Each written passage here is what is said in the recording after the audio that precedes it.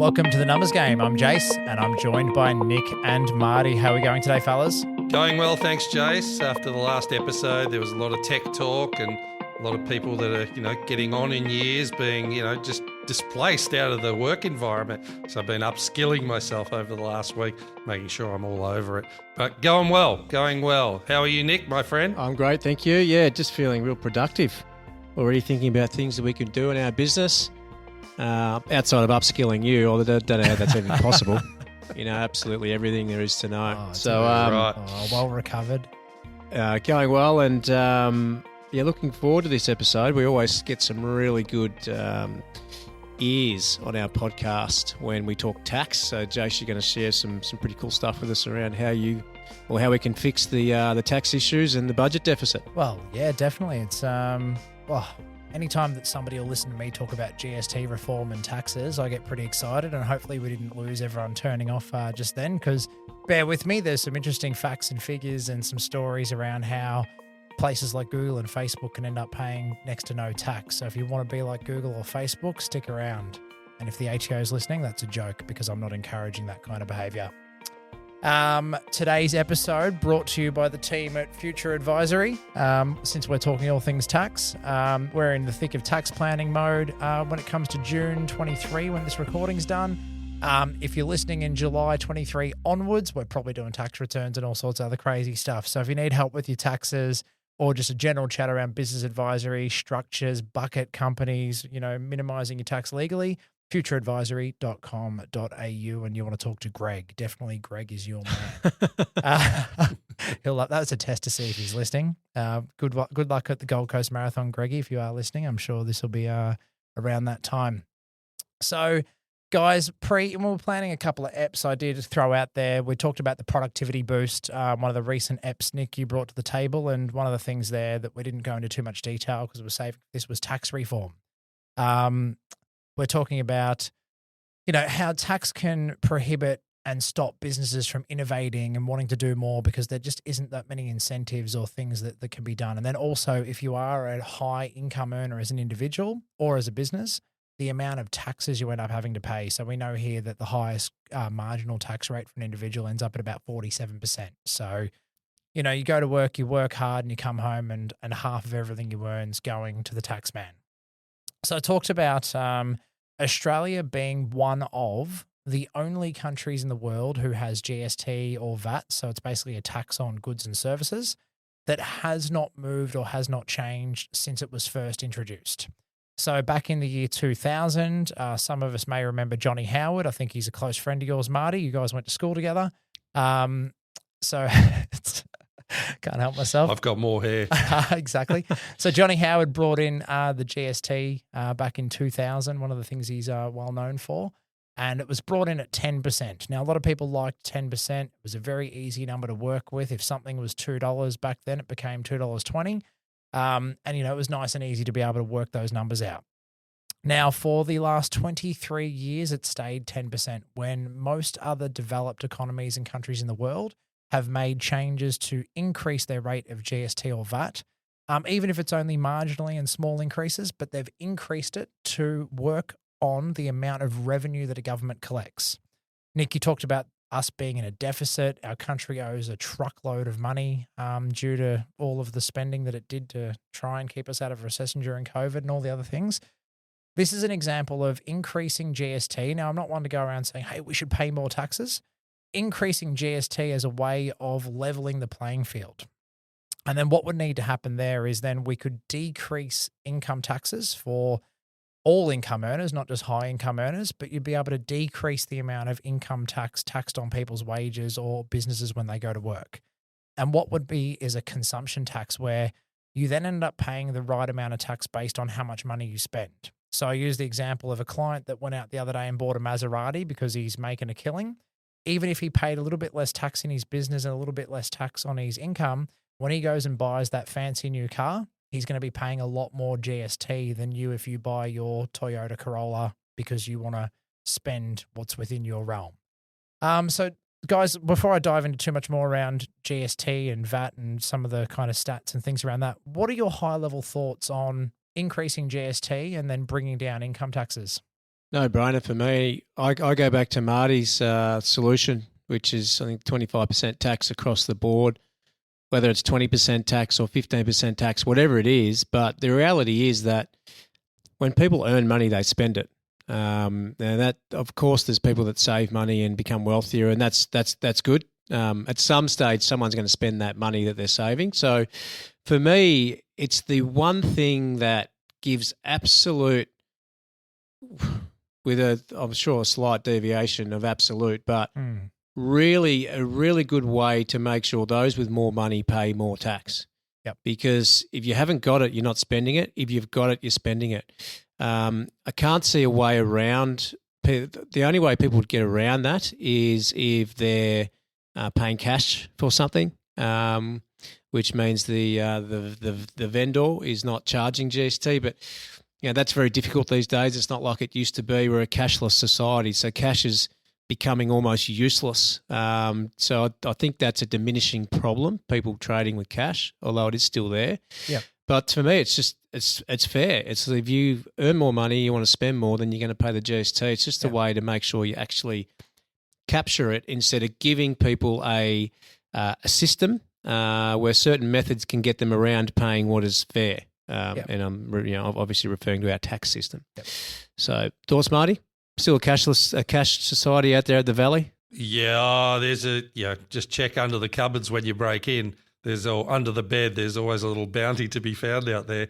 But no, I totally agree. I think I like obviously that tax rate across the board to be a certain percentage, so I think we're natural consumers. I think people are just natural, they'll naturally spend, and then give a benefit to the people that are earning under a certain amount, whether it's 50,000 or 30,000. Give them maximum incentive and tax cuts. So you're looking after the people that really need it.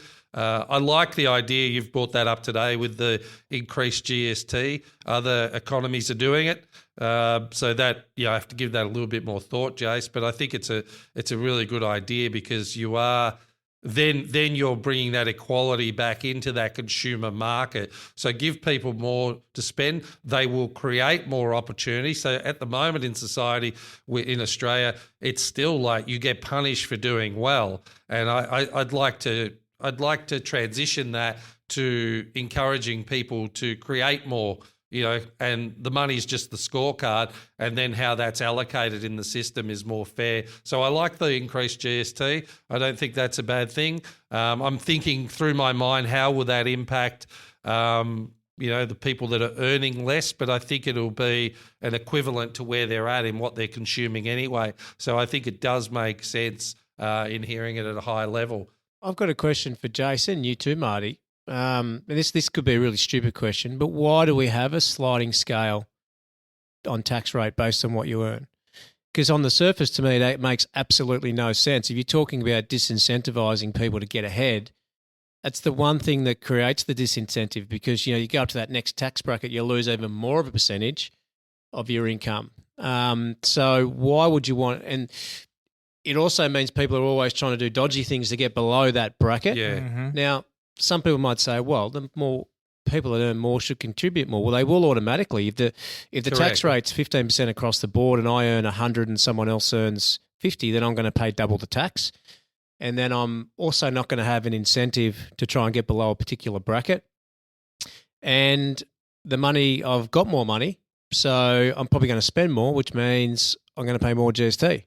So, yeah, I don't know. Is that a stupid question? It's not. I mean, for me, it comes back to the basics where people, even the second partner in a family doesn't want to go back to work after having kids because they'll be over a threshold where they don't get the Centrelink payments.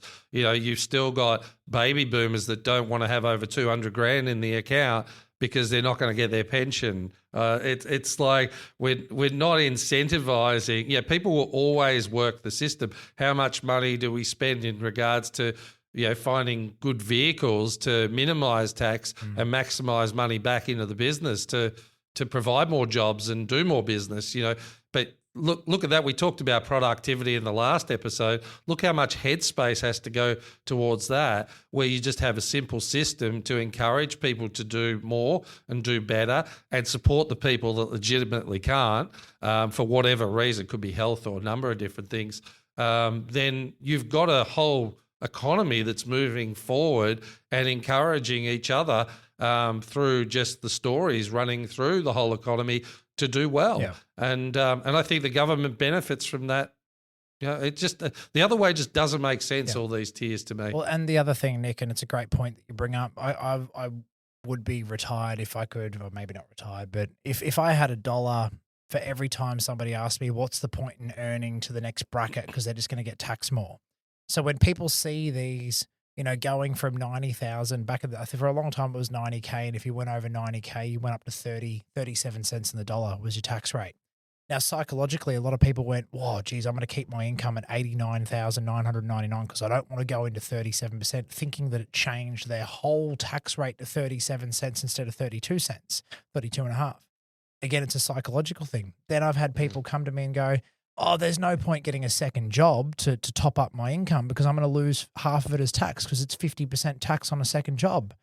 And it's like, well, no, that's not how it works. You only pay tax based on your marginal tax rate. So if you're earning up to 90,000, it'd still be 32.5 cents for that upper limit.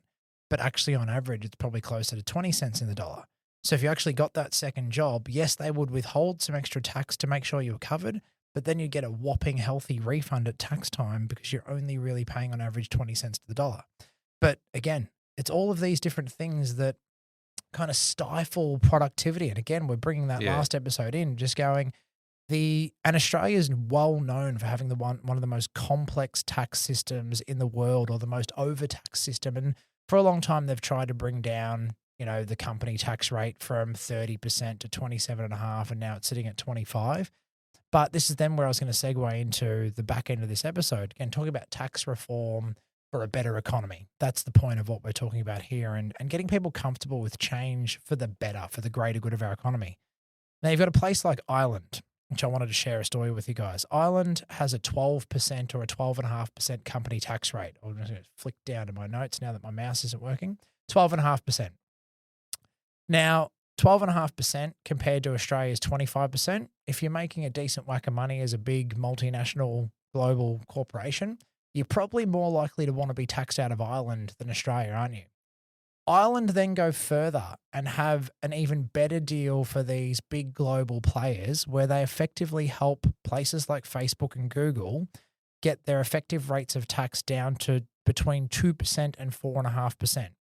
So if you're a global, you know, multi-billion-dollar profit organization, do you want to pay tax in Australia or do you want to pay tax in Ireland? I know where, correct.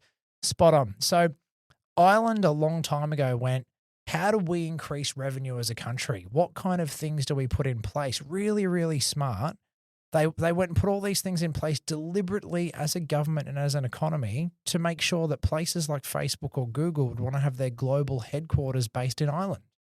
And many, many years ago, all of these companies then, you know, basically valued their assets and sold their IP and different bits and pieces over to Ireland because it made much more financial sense. And as an example of that, in 2016, Facebook recorded global revenue of $27 billion and paid $30 million in tax.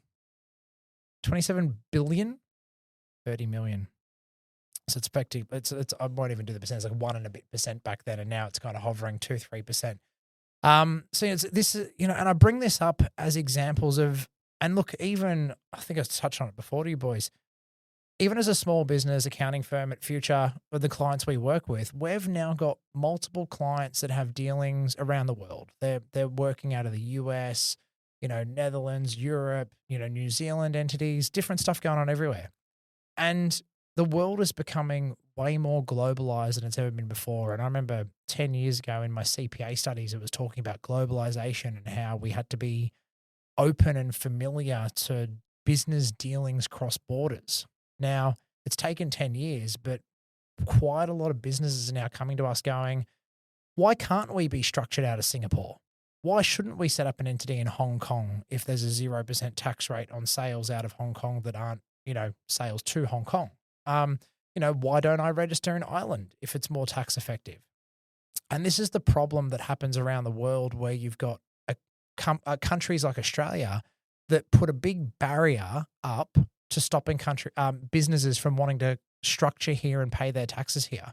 Are we better off getting 10% of Facebook or Google's taxes on their total revenue, or losing that over to Ireland because we've got too high of a company tax rate?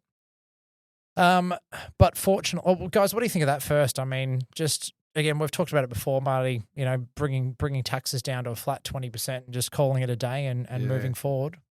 The one thing I hadn't considered to the degree that just hit me with what you were saying, which was a great analysis, is the competitive global market and how people are vying for our best businesses, and we should be vying for those overseas that are quality businesses, and it's and we're just not competitive. Yeah, that's the first thing that hit me. I'm going, oh wow, well, why would you? Why wouldn't you be going to Ireland and setting up an infrastructure there based on the numbers? Because I think naturally everyone's very loyal to their country and they want to do what's best by their country, but they're not stupid. Yeah, that's the thing. Business is a human and numbers game, so it's you've got to play those numbers well. But I think you've just uncovered for me a big gaping hole in we really need some serious reform if we're expecting to compete on the global stage. Yeah. And even just like comparing our market of 26, 27 million people, whatever our country's at now from a population, compared to, let's say, the US market of 300 million people. If you're going to set up a business that can sell, let's say, a tech product or some software or something that can be drop shipped out of China, do you want to market that to 26 million people in Australia, or do you want to be set up out of Delaware in the US as a potential tax haven? Not, again, condoning all these sort of things, but, all legally and above board. Move over there, get a director, set up a company and start trading. Of course, there's more people. So this is where, when it comes to globalisation and the Australian economy, the Australian government has to start to think smart and go, how do we get people to structure here and bring the income back to Australia and pay an appropriate amount of tax for effort, so that we can make sure that Australia is a prosperous country moving forward. Now, we'll throw one more good thing at you that came out of some more recent reform that is actually meant to try and solve some of these problems. Yet to see it happen. I think it's meant to come into effect in 2024. The OECD actually has now implemented and got 136 countries on board a global minimum tax rate of 15%.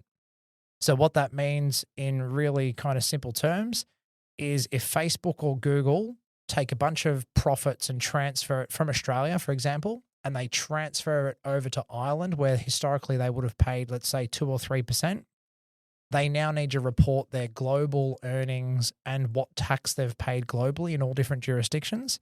And if they haven't paid at least minimum tax rate of 15% on their profit, they will need to pay the additional top-up tax. So gone are meant to be the days of paying 2, 3, 4% tax. There is now. To who, Jace? Who do they pay it to? Well, that is a very good question, Marty. This is where I'm interested to see how they roll it out. It's meant to come into effect for 2024. So I did try and do some digging pre-show to figure that out. And surprise, surprise, there was one country that initially said no to being on that. I'll let you guess which country didn't want to be on the 15% minimum tax rate.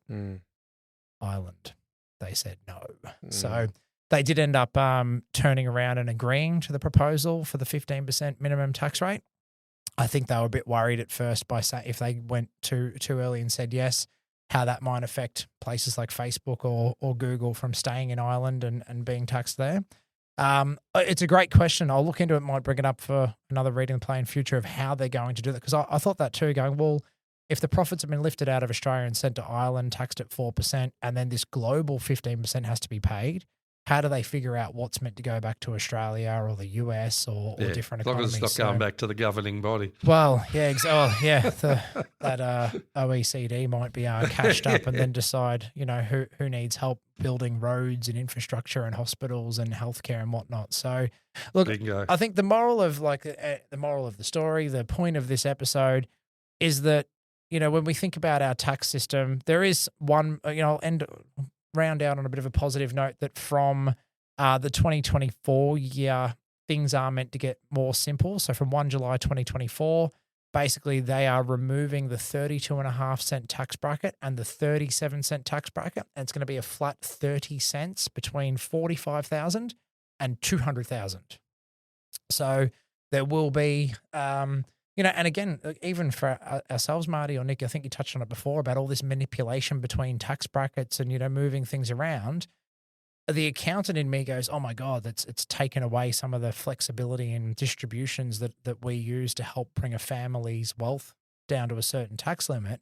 But at the same time, now it's simple. If husband and wife are on 80 and 150, we don't really need to kind of muck around with that too much and kind of try and increase someone's wages or offer deductions elsewhere, because it's a flat 30 cents to the dollar. So we are getting some smart changes, but is it enough right now? And I don't think it's enough just yet. I think somebody needs to kind of front up and do some really serious reform on the Australian tax system. That's the problem, though, isn't it? Who's going to front up and do it? And, look at, I think, I don't want to say this, but you'll probably remember better than we do, Marty, but John. I'm out. Well, it was a little bit before my time, and not before my time, but I don't think I was mature enough to really pay enough attention and understand it. But from what I understand, John Howard was loved and respected as a Prime Minister because there was a genuine care for the country's welfare and long-term welfare versus, his tenure and getting re-elected. So it's such a big move to disrupt something like a tax system or a super system or a pension system. So we need a really courageous leader, I guess, to make those changes, and one that thinks past the next election term. Yeah. So such a good point. I just remember when the GST came in, what a shit show that was, and people going, "Oh, you get GST on cake, but not on fruit." And, oh my God, it was just this. It was a political nightmare, no doubt, as well. Because it just wasn't communicated well, and you got the feeling they didn't even know half the time what they were talking about when it first came in. So I think good communication, strong leadership. Again, we want to incentivise company owners and people doing well. Like even when you said that 200 grand threshold where people are taxed at 30 cents to the dollar, the immediate response is, oh, goodness, I don't have to think about that anymore. Yeah. I don't have to think about ways to try and make sure I'm not hemorrhaging on tax or – yeah, and I think people would think a lot like that in general. If there were business incentives coming back, business owners, I think the rhetoric is, business owners just put it in their own pocket. But that couldn't be more further from the truth, really.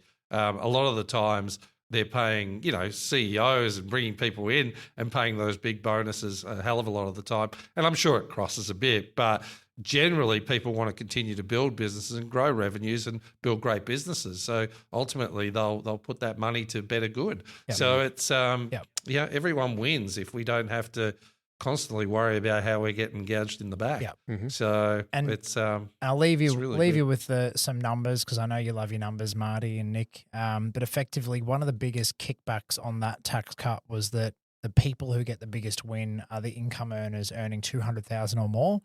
They end up paying $9,075 less tax if you earn $200K or more. A little bit of savings between 120 and 180, of course, but they're the biggest winners, is what's perceived to be the biggest winners. But the number I'll leave you with is that the top 5% of income earners in Australia contribute 32% of the total income tax revenue collected by the government. Now, whether it's fair, whether it's not fair, but these top 5% of Australian workers with higher incomes have been losing a majority lion's share of the income that they earn to the government, who, let's just say, may not necessarily be spending it very well. I was going to say, to be clear, so that's excluding business. That's individual taxes. So individual taxes. So then, the business owner, what they can then pay themselves to have discretionary wealth, so that they'd count in that income tax earner. So these are people on wages. This is the business owner's salary then being classed as an individual. But the top 5% pay 32% of the total income tax collected by the government. Now, if you lower that down a little bit and put the money back in those people's hands to invest, to hire more people and have more jobs, to invest in new companies and innovation, to, again, increase the tax rate and get them to go and buy a new car or, some fancy new clothes or the new iPhone, like whatever it is, there's ways of getting that revenue back to circulate through the economy that is not a prohibitive tax rate that stops people from wanting to do more. So I'll leave you with that one, Marty. Yeah, you're right, Jason. Look, the people that can get to that point of where they're at will generally be able to go further a lot quicker and bring a lot more people along the way. And that's what's forgotten a lot of the time. So really great episode, Jace. I really enjoyed listening to the numbers and reforming the Australian tax system and making us competitive like we are in England at the moment, beating India in the Ashes test. That was a great win, so a good one to finish off on as well. Well done, Aussies. Until next time, game over.